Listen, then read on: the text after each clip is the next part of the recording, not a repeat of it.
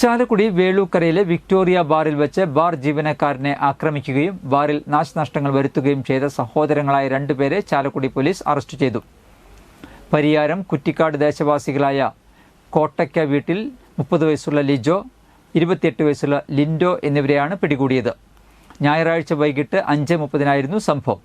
ബാറിലെ ജീവനക്കാരനായ കോട്ടയം സ്വദേശി വെള്ളാവൂർ കരിമ്പനിൽ വീട്ടിൽ ജയകുമാറിനെ മദ്യപിച്ചുകൊണ്ടിരുന്ന ടേബിളിലേക്ക് ടച്ചിങ്സ് കൊണ്ടുകൊടുക്കാത്ത കാരണം പറഞ്ഞ് അടിക്കുകയും വെള്ളം നിറഞ്ഞ ജഗ് കൊണ്ട് തലയിൽ അടിക്കുകയും തുടർന്ന് മദ്യക്കുപ്പികളും സോഡ കുപ്പികളും ബാറിന്റെ മുൻവശം ഗ്ലാസും തല്ലി തകർത്തതിൽ 80,000 രൂപയുടെ നഷ്ടം വരുത്തിയ കേസിലാണ് ഇരുവരെയും പിടികൂടിയത്. ലിൻഡോയ്ക്കെതിരെ വെള്ളിക്കുളങ്ങര പോലീസ് സ്റ്റേഷനിൽ പോക്സോ കേസും നിലവിലുണ്ടെന്ന് പോലീസ് പറഞ്ഞു. പ്രതികളെ കോടതി റിമാൻഡ് ചെയ്തു.